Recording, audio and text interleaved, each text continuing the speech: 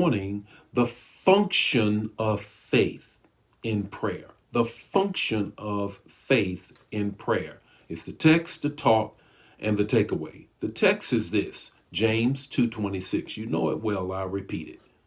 Faith without works is dead. Faith without works is dead. So what is the function of faith in prayer? The function of faith in prayer is this. The first thing is you have to live it. You have to live it. You've heard the term before, you got to put feet on your prayers.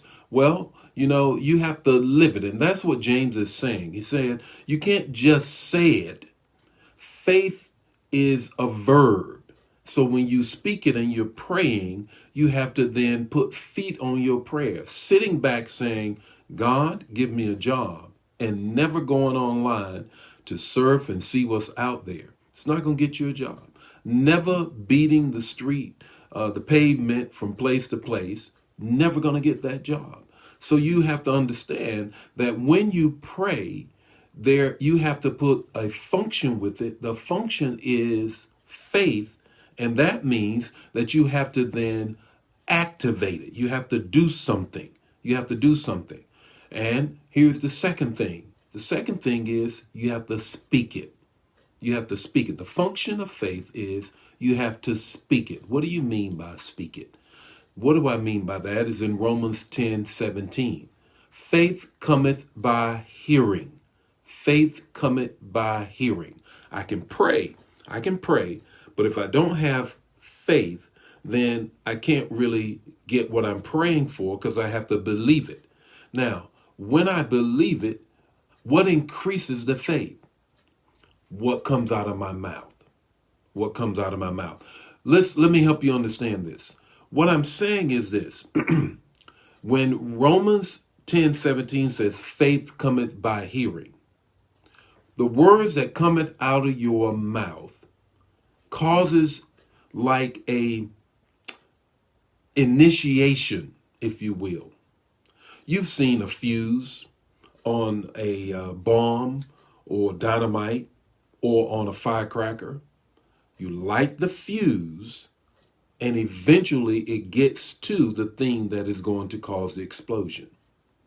The words out of your mouth lights the fuse of faith that is in your spirit and in your mind.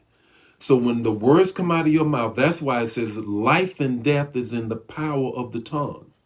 If you are constantly speaking negative, you can initiate, you cannot set off the fuse of the word that is on the inside of you to explode in faith.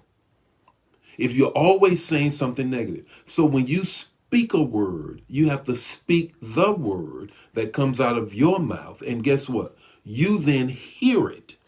And when you hear it, it initiates. It's a fuse. It explodes faith even more on the inside. So the first thing is you got to live it. You got to put feet on your prayers. You just can't say it. You then have to live it. Then you have to speak it. You have to speak the words that causes a cognition to go off. And then the third thing is you can't feel it. Faith is not something you feel. Biggest mistake we make. The biggest mistake we make when we talk about the function of faith, we look for a feeling. We look for a feeling. Oh, well, I feel this. Well, your feelings are not trustworthy. But faith is in God. Faith in God is trustworthy. And so often what we do is that we put our trust in our feelings. Now, I know that you have a sense of a women's intuition. I get that. I'm not pushing back on that. What I am saying is that your women's intuition or that little that may or may not be what God is saying in the moment. You have to understand that my feelings can lead me wrong. I mean, come on, look at some of the relationships you ended up in because of your feelings. Look at some of the things you did because of your feelings. Faith is not a feeling. Faith is a verb. It's an action that has a cognition or an ignition by the words of God that come out of your mouth that you then hear and then you put feet on it.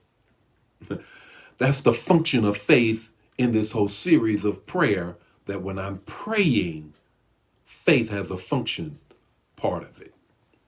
What's your takeaway this morning? Your takeaway is this: add faith to your prayer and watch your prayers bear fruit. Add faith to your prayers and watch your prayers bear fruit. You already know. Hey, share this manna with one other person. Invite somebody in. And I'll see you tomorrow morning with more Morning Manna. God bless you. Bye now.